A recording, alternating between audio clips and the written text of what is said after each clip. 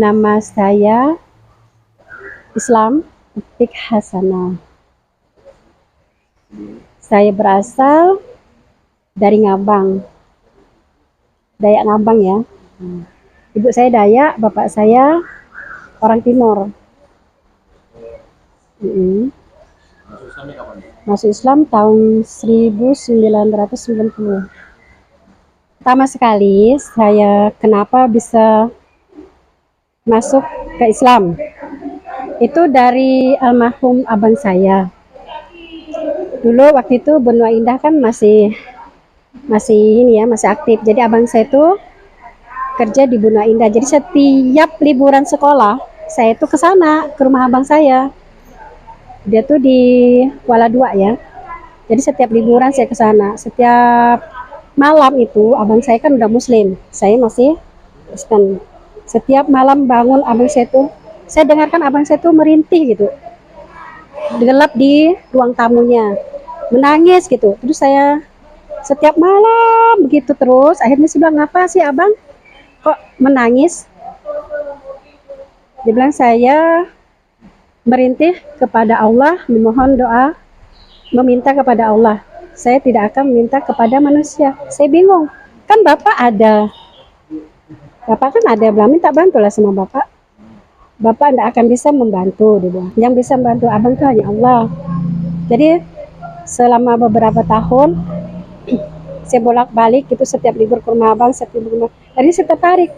Abang pun memperlihatkan sikap dia sebagai seorang Muslim begitu indah.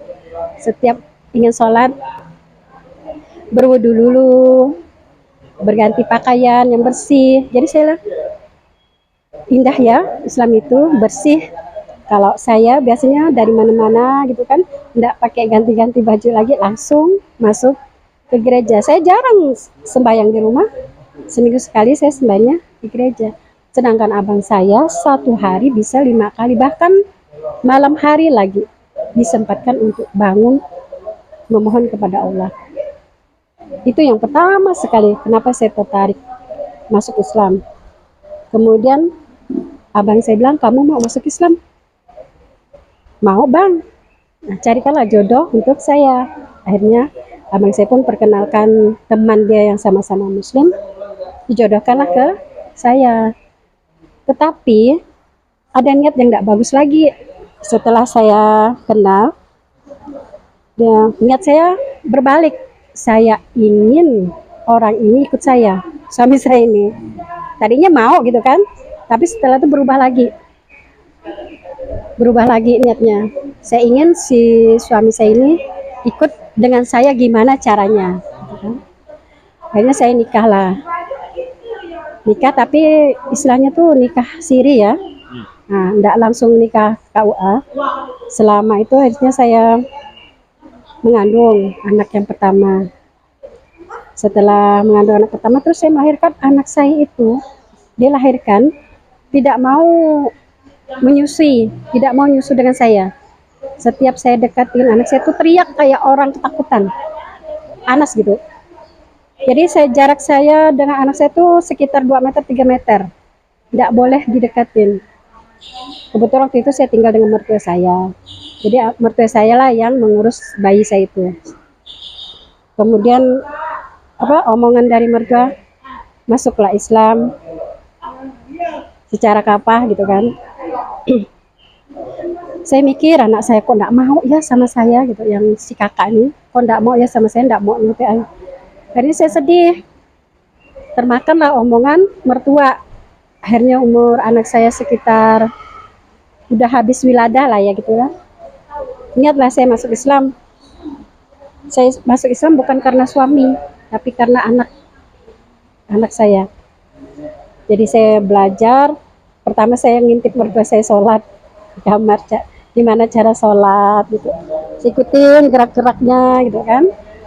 Terus lama-lama penasaran apa sih yang dibaca, gitu kan. Kemudian saya ikut suami. Tadinya tinggal sama mertua, akhirnya ikut suami ke Pontianak lagi. Anak saya masih umur bayi. Selama bayi itu saya tuh penasaran gitu, gimana sholat apa yang dibaca orang sholat, sedangkan saya Al-Fatihah aja belum tahu. Jadi saya pas tinggal di Kurnia Agung, Gang Durian. Bukan apa? Gang Durian dulu, Gang Durian di sini. Terus saya ada anak umur 4 kelas 4, umur 10 tahun. Kalau nggak salah namanya Devi. Itu guru saya yang pertama sekali ngajarkan saya Iqra. Devi, saya ingat sampai sekarang. Jadi anak itu kelas 4. Setiap dia pulang sekolah, itu dia ngajarin saya Iqra. Terus ibunya ngajarin saya cara-cara sholat. Terus saya beranilah pas waktu itu bulan puasa saya belajar puasa, belajar sholat. Lambat laun, tapi orang tua saya, Masya Allah, bapak saya almarhum ya, tidak senang kalau saya itu masuk Islam. Kenapa? Beliau kecewa. Beliau mencekolahkan saya memang tujuannya untuk dakwah. Ternyata saya dakwahnya menyimpang. Saya memang dari didik dari kecil itu untuk dakwah. Sudah terbiasa saya menghadapi orang ramai karena ikut bapak gitu kan. Bapak saya itu sangat mengharapkan sekali kalau saya itu bisa seperti beliau. Tapi ya itulah, kecewa. Kemudian saya pulang, kepingin ketemu orang tua. Belum sampai di rumah, masih depan pintu gerbang. Itu saya udah ditahan sama orang kampung, tetangga. Jangan pulang, bapakmu udah nggak sabaran, kamu mau dibelah. Saya enggak itu, saya pulang. Tapi saya ini waktu itu saya masih hamil ya, baru hamil waktu itu, baru mau 4 bulan. Terus pulang saya ini, jangan pulang, kata mama saya, jangan pulang, nanti kamu mati gitu kan. Terus saya beranikan tidak pulang, memang bapak saya lagi nggak sabaran. Terus saya lari-lari mau ketemu bapak, takut. Tapi kalau nggak ketemu bapak itu merasa bersalah. Jadi saya ditangkap sama orang, disuruh lari gitu. Jadi saya lari lah, dikejar sama bapak. Ya Allah, mudah-mudahan Allah saya. Karena saya kawin kan tanpa pengetahuan beliau kalau saya masuk Islam. Pertama kan saya kawinnya kan kawin siri. Maksud saya mau masukkan suami saya ke Kristen. Ternyata berbalik, saya yang masuk Islam. Itu karena anak saya. Tapi bapak saya ngejar pakai parang panjang gitu. Akhirnya saya pulang lagi ke Pontianak, tidak ketemu beliau sampai umur anak saya 3 tahun.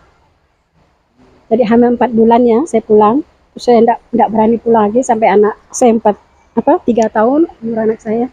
Saya kembali lagi karena rindu kan, rindu sama orang tua. Terus dia nunggu dia tahu saya bilang saya mau pulang. Dia parang lagi. Dia tunggu saya di depan pintu kampung dengan parang diseret. Kemudian saya turun dari oplet, dulu kan ada oplet, belum ada ojek kan, jadi oplet turun. Saya gendong anak saya, terus anak saya bilang, "Opa, bapak saya udah berdiri." "Opa," dia bilang, "parang yang dipegang beliau itu jatuh." Langsung nangis. Saya kasihkan anak saya, kasihkan ke opanya, langsung dipeluk. Nangis. Dari situlah bapak saya memaafkan, langsung menerima sebagai anaknya lagi. Semoga Allah. Akhirnya saya kembali baik sama orang tua saya. Tapi ibu saya masih keras beliau. Alhamdulillah, udah beberapa tahun ini, udah seumur, banyak godaannya. Ada nggak sih dulu ceritanya ditentang lah sama beberapa orang supaya ibu nggak mau Islam? Ya, terutama dari Muslim sendiri ya. Saya, kata yang Muslim sendiri itu, saya enggak mau ngajarin, malap lidahnya keluh, susah ngajarnya, dia bilang gitu. Saya enggak mau. Akhirnya saya berusaha gimana harus bisa belajar, walaupun dengan anak kecil tadi, anak umur 10 tahun. Kebetulan beliau anak pesantren, ibunya juga ngajar di pesantren kan. Jadi mereka mengambil kesempatan untuk mengajarin saya.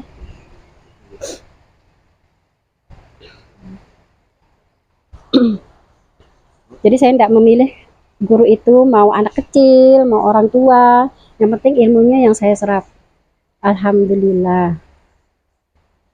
Saya pun bertemu dengan banyak mualaf di Mujahidin. Kemudian saya belajar di Mujahidin.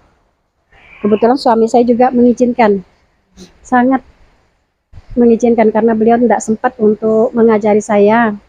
Akhirnya beliau mendukung saya dengan membeli buku-buku tentang sholat, tentang fikih, pokoknya yang mendukung tentang Islam gitu. Jadi saya banyak belajar dari buku juga, kemudian saya mencari guru juga. Saya banyak belajar di Mujahidin dan ketemulah teman-teman yang seperti Bu Juliana, Bu Saida, Bu Ros. Kalau mualaf itu hanya berdiam diri di rumah, selamanya tidak akan paham apa itu Islam. Mungkin cuma Islam KTP saja. Kalau belajar itu ya harus dipaksa dari dirinya sendiri. Orang lain tidak bisa untuk menyuruh kita belajar, tapi kita dari kitanya sendiri. Karena belajar itu dari niatnya. Jadi innama a'malu binniyati wa innama likulli imri'in ma nawa. Jadi kata Allah, siapapun sesuatu itu tergantung kepada niatnya. Dan setiap orang akan mendapatkan niatnya. Itulah saya berniat sekali untuk belajar agama. Untuk pertama untuk mengajari anak-anak saya, dan alhamdulillah saya pun bisa mengajari teman-teman yang dekat dengan saya. Itu saya buktikan tahun 2012 anak saya sakit, yang tua tadi itu yang nggak mau nyusu sama saya itu sakit, divonis sama dokter kena leukemia. Jadi saya berobat selama 2 tahun transplantasi darah terus kan. Akhirnya anak saya bilang, "Ma udahlah, enggak usahlah. Saya pasti mati." Tapi adik nanti katanya, saya mau jual rumah ceritanya. Kalau untuk mau berobat, mau uang udah habis kan. Jadi saya bilang, "Kita jual rumah aja lah untuk berobat kakak." Jadi adiknya setuju. Katanya, "Mama enggak usah lah, saya bawa pulang aja, enggak usah berobat di rumah sakit. Saya tuh udah pasti mati," katanya kan. "Nanti adik mau tinggal di mana?" Akhirnya saya bawa pulang anak saya. Terus ada orang yang memberitahu coba anaknya dibawa ke alternatif. Jadi saya datang ke herbal gitu kan. Dokter udah angkat tangan, kata percuma aja Bu, anak ibu ini cuma ngisap darah tapi nanti keluar lagi gitu. Karena darahnya tidak bertahan di dalam tubuhnya. Kemudian saya bawa ke alternatif. Itu alhamdulillah cuma 1 tahun. Pertama 4 bulan itu rutin pagi sore kan berobat sama beliau, sepertinya pakai kayak bohong-bohong lah gitu, kayak tenaga dalam gitu. Kalau kita lihat tuh kayak bohong-bohong, tapi dia secara Islami pakai tenaga dalam. Kemudian dikasih minuman herbal selama 4 bulan. Terus perkembangan anak saya alhamdulillah. Kemudian 6 bulan saya bawa lagi ke dokter, hilang, tinggal anemia plastik. Saya berobat terus sampai setahun, sembuh total. Itu tahun 2012 itu pun saya pun udah mulai belajar turun ke kampung Teluk Bakung. Saya belajar berdakwah, mengajarkan juga para mualaf. Jadi saya itu niat, saya setiap turun dari rumah itu untuk anak saya yang sakit itu. Alhamdulillah disembuhkan Allah sampai sekarang masih ada, alhamdulillah. Banyak sih tantangannya. Jadi tergantung, kita kan sih bilang tergantung niat kita. Kita tidak perlu dengar kata orang, dari kitanya sendiri. Jadi kalau kita dengar kata orang, kita tidak akan hidup, kita tidak akan berhasil. Islam. Sampai sekarang ini ibu saya belum Islam, belum. Tinggal ibu sendiri. Kalau bapak udah meninggal dalam Kristen, kalau ibu masih hidup sampai sekarang, tapi beliau tidak mau. Adik saya udah meninggal yang Islam, tapi abang saya alhamdulillah 2 orang masih hidup sekarang Islam. Ya alhamdulillah. Itulah saya dakwah, belajar dakwah, karena saya juga Melihat dari cerita-cerita sejarah itu kan yang berdakwah itu malah mualaf kan. Nah, jadi saya niat sekali untuk berdakwah seperti Umar. Walaupun kata orang saya dakwahnya pas-pasan, apa yang saya dapat itulah yang saya sampaikan. Apa yang saya praktikkan itulah saya sampaikan. Dan Hmm. tujuan hidup. Gitu. Ya, untuk apa kita hidup? Allah perintahkan itu.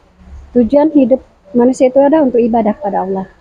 Allah ciptakan jin dan manusia untuk beribadah kepada Allah. Allah berkata kan, segala yang baik-baik itu kan datangnya dari Allah. Kalau yang jelek-jelek itu dari kita sendiri. An-Nisa 79.